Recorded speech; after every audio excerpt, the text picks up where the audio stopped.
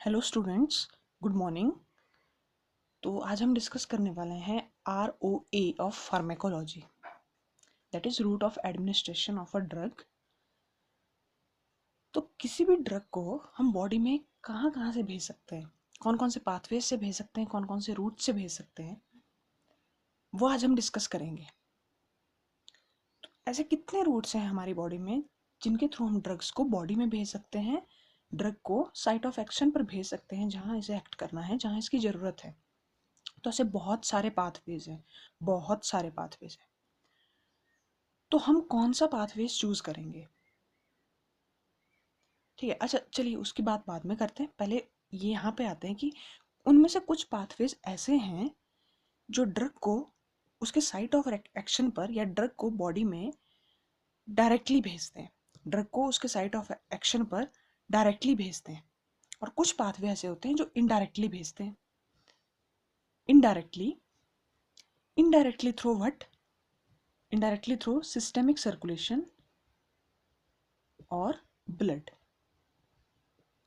तो कुछ पाथवेज तो उस ड्रग को डायरेक्टली भेज देंगे उसके साइट ऑफ एक्शन पे, और कुछ उसको इनडायरेक्टली पहुंचाएंगे वहां पे by the help of blood या थ्रू द ब्लड। ठीक है, तो ये जो डायरेक्टली पहुंचाते हैं इनको हम लोग बोलते हैं लोकल रूट्स और लोकल पाथवेज।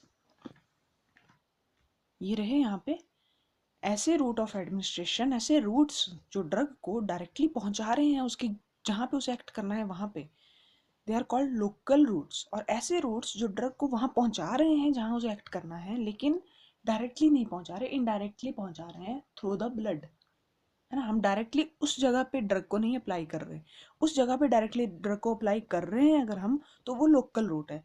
हम डायरेक्टली वहां पे ड्रग को नहीं अप्लाई कर रहे, हम ड्रग यहीं चाहिए लेकिन हम उसे कहीं और भेज रहे हैं, ऐसे कहीं और भेज रहे हैं, और वहां से फिर वो ड्रग उस साइट ऑफ एक्शन पर पहुंच रही है, उस इंजर्ड जगह पर पहुंच रही है। तो ये हैं सिस्टेमिक रूट्स, जिसमें हम ड्रग को सिस्टेमिक सर्कुलेशन के थ्रू या ब्लड के थ्रू उसके साइट ऑफ एक्शन तक पहुंचा रहे हैं। ठीक है,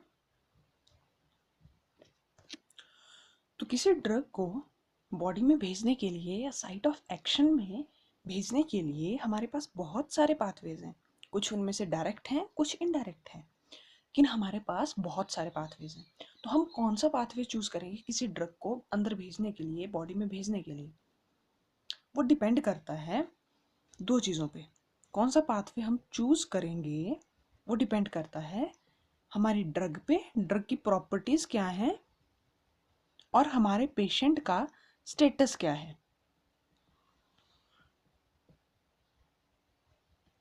ड्रग की प्रॉपर्टीज मतलब ड्रग कौन से फिजिकल स्टेट में है, सॉलिड है, लिक्विड है या गैस है। सीधी बात है ना, अगर किसी पर्टिकुलर स्टेट में होगी तो हम कोई पर्टिकुलर रूट प्रेफर करेंगे। जैसे अगर वो लिक्विड स्टेट में है तो we do not prefer transmission of this drug by rectal route, तो हम उसे रेक्टल रूट से भेजना प्रेफर नहीं करेंगे। या वैसे ही और स्टेट्स हैं, गैस है तो हम इनहेलेशन से प्रेफर करेंगे, है ना, या सॉलिड है तो हम इंट्राविनस नहीं दे सकते, हम ओरल देंगे, है ना। तो तो उसकी स्टेट क्या है वो भी हमारे जो हम चूज करेंगे रूट, है ना, हमारी जो चॉइस है रूट को चूज करने की उसे इन्फ्लुएंस करते हैं। ठीक है, ड्रग की प्रॉपर्टीज एंड पेशेंट का स्टेटस। एक बात तो ये होगी। दूसरा हो सकता है कि ड्रग की पीएच क्या है, और जिस मीडियम में हम भेज रहे हैं उसकी पीएच क्या है। मतलब अगर ड्रग एसिडिक हुई और हम जिस मीडियम में भेज रहे हैं वो बेसिक हुआ तो ड्रग तो फिर टूट जाएगी ना। एसिडिक हुआ तो फिर तो वो H पॉजिटिव और जो भी बनेगा उसमें टूट जाएगी। लेकिन अगर एसिडिक ही ड्रग एसिडिक ही मीडियम में भेज रहे हैं, ये तो बेसिक में हो गया, एसिडिक ही ड्रग एसिडिक मीडियम में भेज रहे हैं तो वो नहीं टूटेगी। तो उसकी ड्रग की पीएच क्या है, मीडियम की पीएच क्या है, ठीक है, वो भी हमारा इसको अफेक्ट करेगा कि हम कौन सा रूट चूज करें, कि हम ड्रग क्या चाहते हैं कि ड्रग आयंस में टूट जाए या ड्रग आयंस में ना टूटे। ठीक है, हम क्या चाहते हैं उस ड्रग के साथ, तो फिर हम वो वाला रूट देंगे जिसमें ड्रग बेसिक होगी। अगर हम चाहते होंगे कि ड्रग आयंस में टूट जाए, अगर हम चाहते होंगे कि ड्रग आयन में ना टूटे तो हम वो वाला रूट देंगे जिसमें कि पीएच एसिडिक होगी। और क्या क्या चीज़ें हैं, और भी ड्रग के फैक्टर हैं, जैसे कि हम कितना जल्दी रिस्पॉन्स चाहते हैं, how emergency condition is there any emergency condition और नॉट। तो अगर हमें जल्दी में रिस्पॉन्स चाहिए होगा तो सीधी बात है हम ओरल रूट से नहीं देंगे ना ड्रग को। हम फिर उसे इंट्रावेनस देना प्रेफर करेंगे, ठीक है। और हमें ड्रग कितने अमाउंट में अंदर चाहिए, ऐसा नहीं है कि हमें ड्रग अच्छे अमाउंट में अंदर चाहिए थी और हमने उसे थोड़ी सी ड्रग दी और फर्स्ट उस ओरल रूट से दे दी और वो फर्स्ट पास मेटाबॉलिज्म में गई और बहुत ही थोड़ी अमाउंट में अंदर अवेलेबल हुई, है ना। तो हमें ड्रग की कंसंट्रेशन क्या चाहिए, ब्लड में कंसंट्रेशन कितनी अचीव करनी है ना। तो फर्स्ट पास मेटाबॉलिज्म का उसके ऊपर क्या फ़र्क पड़ेगा। ऐसा तो नहीं है कि वो ड्रग कहीं बहुत ज़्यादा फर्स्ट पास मेटाबॉलिज्म कर रही है और बहुत ही थोड़े अमाउंट में अंदर अवेलेबल हो रही है, तो फिर हम उसे ओरल रूट से देना प्रेफर नहीं करेंगे ना। हुँ? और बातें जैसे पेशेंट का फैक्टर आ गया। अब पेशेंट का फैक्टर जैसे कि पेशेंट का मेंटल स्टेटस क्या है, पेशेंट कॉन्शियस है अनकॉन्शियस है। तो अगर वो अनकॉन्शियस है तो उसे कुछ ड्रग्स देना इम्पॉसिबल होगा, जैसे ओरल के थ्रू हम कैसे दे पाएंगे, अगर वो अनकॉन्शियस है तो वो निगलेगा ही नहीं उसे, है ना।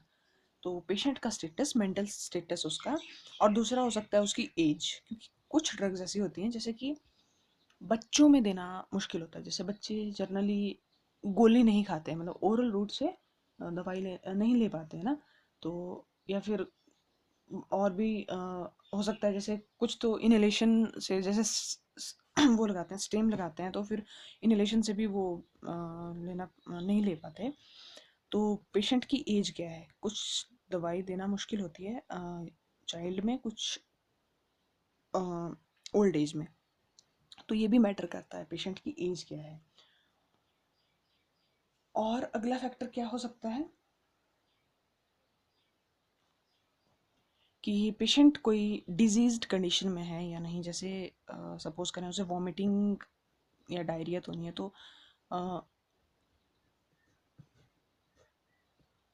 तो भी कोई डिजीज़ होगी, अगर उसके वॉमिटिंग होगी डायरिया होगी तो वो भी हमारा रूट जो है, हम रूट कौन सा चूज़ करेंगे ड्रग को देने के लिए वो अफेक्ट करेगा। अगर वॉमिटिंग हो रही होगी हम उसे ओरल रूट से दे देंगे तो ड्रग तो सारी बाहर निकल जाएगी, अंदर जाएगी नहीं ना। वैसा ही है। तो कोई डिजीज़ हो अगर उसे, तो वो भी हमारी जो चॉइस है रूट सेलेक्ट करने की उसे अफेक्ट करती है।